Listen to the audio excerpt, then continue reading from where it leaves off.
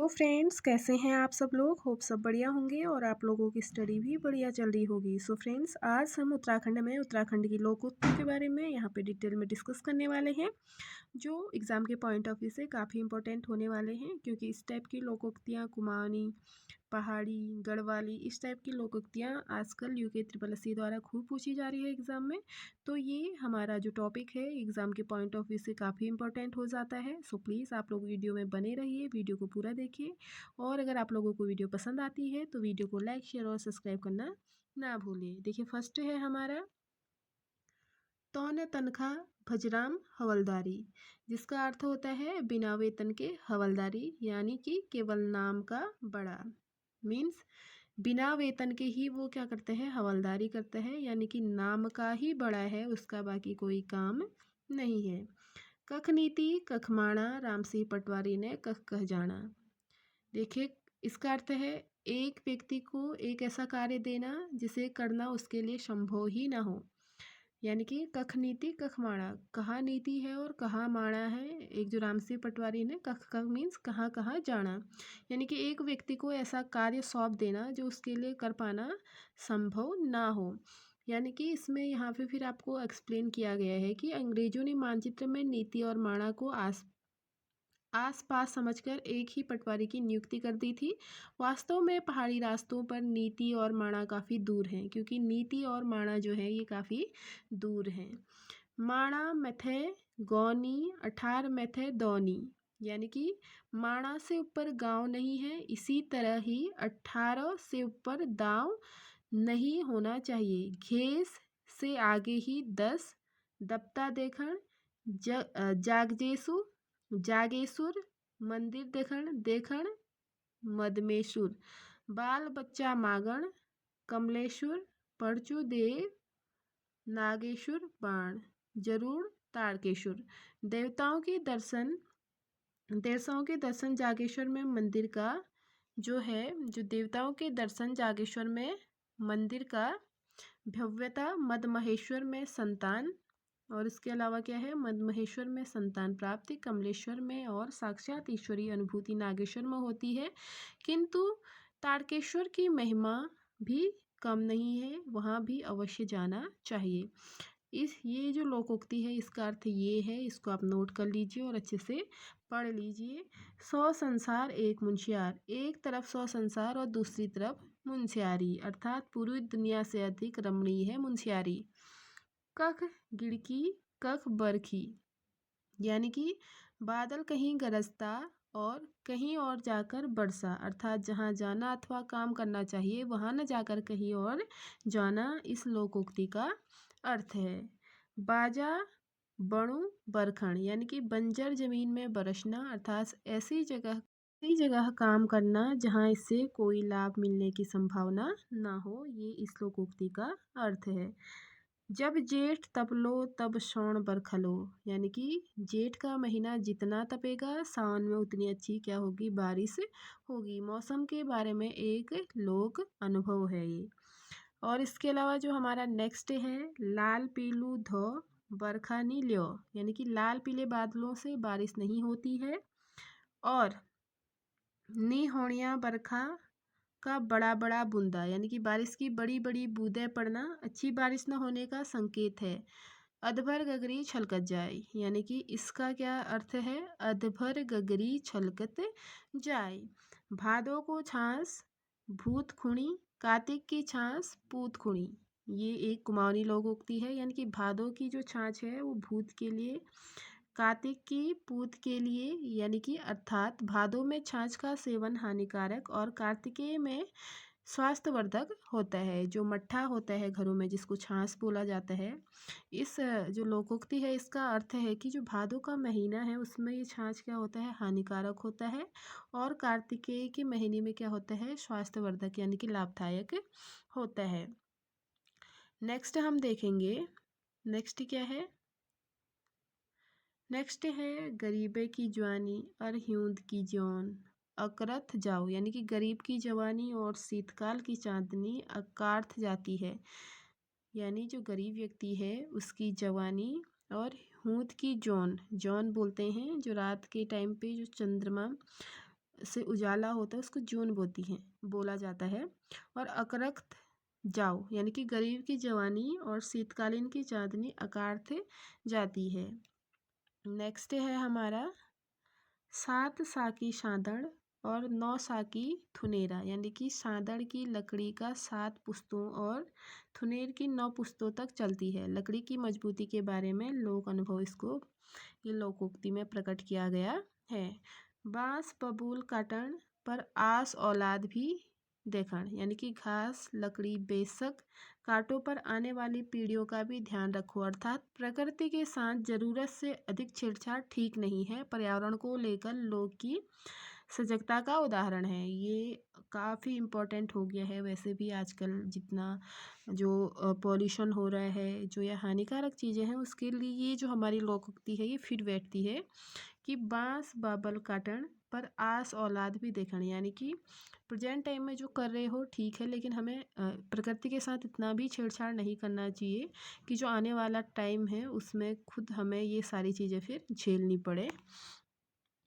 Next है त्वेते क्या होयु गोरख्याणी राज। ये कोई गोरखों का राज नहीं है कि मनमानी करो। गोरखा राज में उत्तराखंड में भारी अत्याचार और मनमानी की गई थी यानी कि नादिशाही इसमें क्या चलती थी, नादिरशाही चलती थी। यानी कि इस लोकोक्ति का अर्थ है नादिरशाही चल रही है क्या, यानी कि मतलब निरज्जा राज भी बोलते हैं, ये भी आ सकता है एज अ टर्म अगर आप लोगों का कभी, क्योंकि UKSSC द्वारा इस टाइप के टर्म्स आजकल बार बार एग्जाम में पूछे जा रहे हैं, तो हमें इस टाइप के टर्म्स भी जो वर्ड हैं उनको भी अपने माइंड में रखना है।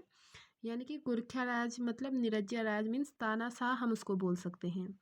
और आप लोगों ने पढ़ा ही होगा गोरखों के बारे में कि उस टाइम पे तो जो महिलाएं थे उनको छत में जाने से भी रोक थी, यानी कि बहुत अत्याचारी और क्रूर शासक था गोरखों का।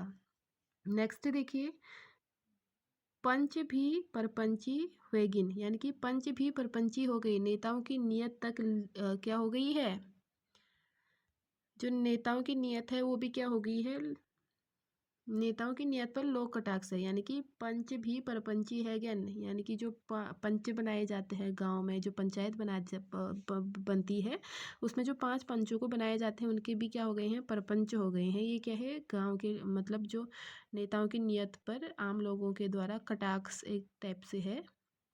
नेक्स्ट देखिए बैसाखू और शौणिया बढ़ गया पंच, बैसाखू और शौणिया पंच बन गए यानी कि अयोग्य लोगों का जन प्रतिनिधि बन जाना। इसका ये अर्थ है, क्या है, अयोग्य लोगों का जन प्रतिनिधि बन जाना। अपनी करणी बेतरणी तरणी यानी कि अपनी मेहनत से ही अभीष्ट फल प्राप्त होते हैं। जैसे कुमाऊनी में भी बोला जाता है ना कि बगैर अपनी नच्य कौतिक ने दिखीन, तो वही है अपनी करणी बेतरणी तरणी यानी कि अपनी मेहनत से ही अभीष्ट फल प्राप्त होता है। नेक्स्ट देखिए गुस्सा माँ क्या नहीं बोलेंद अकाल माँ क्या नहीं खाएंद, यानी कि गुस्से में आदमी अशोभनीय बातें भी बोल देता है और अकाल में अभक्ष्य भी खा लेता है। गुस्सा में क्या नहीं बोलेंद और अकाल में क्या नहीं खाएंद। प्रीति क्या जान जात कुजात निंद क्या जान टूटी खाट, यानी कि जो प्रीति है वो जात कुजात कुछ नहीं देखती और जो नींद है वो टूटी खाट में भी आ जाती है। यानी कि प्रेम में जात पात का ध्यान नहीं रहता और नींद में टूटी पलंग की परवाह नहीं होती है। ये काफ़ी ईजी है, ये तो वैसे ही आप लोगों को आ जाएगा। नेक्स्ट देखिए पार्टी में हाथ नहीं धरी और न विद्यादत्त यानी कि तख्ती जिसमें अक्षर ज्ञान कराया जाता है, मैं कभी हाथ नहीं रखा और नाम विद्यादत्त रखा गया है। यानी कि ना कभी स्कूल गए ना कभी कुछ पढ़ा और नाम उनका क्या है, विद्यादत्त रखा गया है। जय दिन बटी बुआर प्रधान हुए वे दिन बटी बुआर बुआर नहीं रहे, यानी कि बहू जिस दिन से प्रधान बनी उस दिन से बहू बहू नहीं रह गई।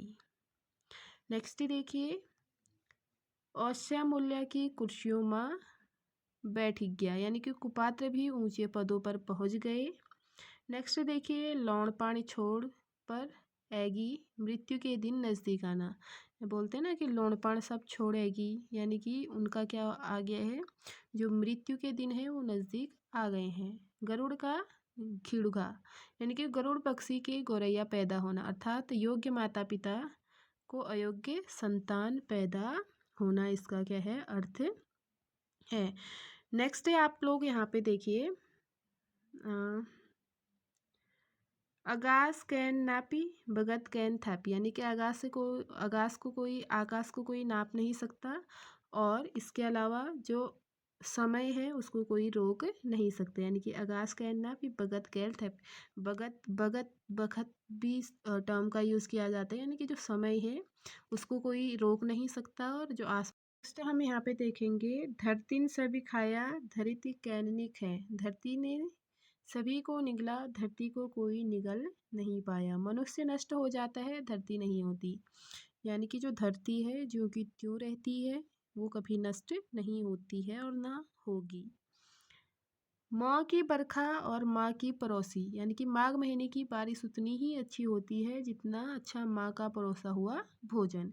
इंद्रधनुष धार पड़ी बरखा गाढ़ पड़ी घाम, यानी कि इंद्रधनुष के अंतिम छोर यदि पहाड़ियों पर हो तो बारिश होगी, घाटियों में होंगे तो धूप खिलेगी। लोक अनुभव के अनुसार इसको बताया जाता है, और एज अ लोकोक्ति यहाँ पे इसको रिप्रेजेंट किया गया है कि इंद्रधनुष धार पण बरखा गाढ़ पड़ी घाम, यानी कि अगर इंद्रधनुष धार पे पड़ेगी तो बरखा यानी कि बारिश होगी, और गाढ़ पर पड़ेगी तो क्या होगा, घाम यानी कि धूप खिलेगी।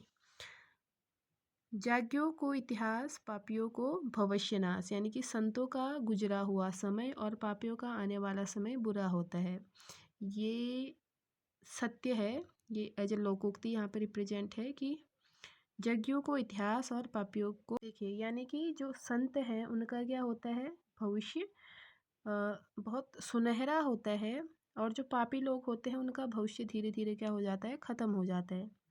नेक्स्ट हम यहाँ पे देखेंगे, हाथी का पिछवाड़ी गीड़ू लगान, यानी कि हाथी के पिछवाड़े सीढ़ी लगाना, अपने से बहुत ऊंचे वर्ग के व्यक्ति की बराबरी का प्रयास करना, यानी कि निरर्थक कार्य को करना, इसका क्या होगा, अर्थ होगा। रौत और गौत कख नहीं होता, यानी कि पहाड़ में रावत और गहत कुलथ की दाल हर जगह मिल जाती है, ये इसका क्या है, अर्थ है। इसी टाइप के अर्थ जो बुक में दिए गए हैं, इसी टाइप के अर्थ आप लोगों को वहाँ पे एग्ज़ाम में मिलेंगे। ये कुछ लोकोक्ता थी, ये इसलिए इम्पोर्टेंट हो जाती हैं क्योंकि इस टाइप के क्वेश्चन आजकल बार बार एग्ज़ाम में बन रहे हैं, तो हमने हर एक टॉपिक को लेके चलना है, क्योंकि ऐसा ना हो हमने वो चीज़ ना देखी हो, बाद में हमको रिग्रेट हो। इसीलिए ये जो लोकोक्तियाँ हैं, मुहावरे हैं, वैसे जो नॉर्मली हिंदी के होते हैं वो फिर भी हम अनुमान से या ऐसे कर सकते हैं, लेकिन कुमाऊनी और गढ़वाली कुछ टर्म्स ऐसे होते हैं वहाँ पे हमको समझ में नहीं आते हैं, अगर हमने एक बार देख लिया तो वो फिर हमारे परमानेंट माइंड में रह जाते हैं। सो फ्रेंड्स, ये था लोकोक्तियों से संबंधित कुछ इंपॉर्टेंट टॉपिक्स। अगर आप लोगों को वीडियो पसंद आई है सो प्लीज़ वीडियो को लाइक शेयर और सब्सक्राइब करना ना भूलें। Thank you so much for watching.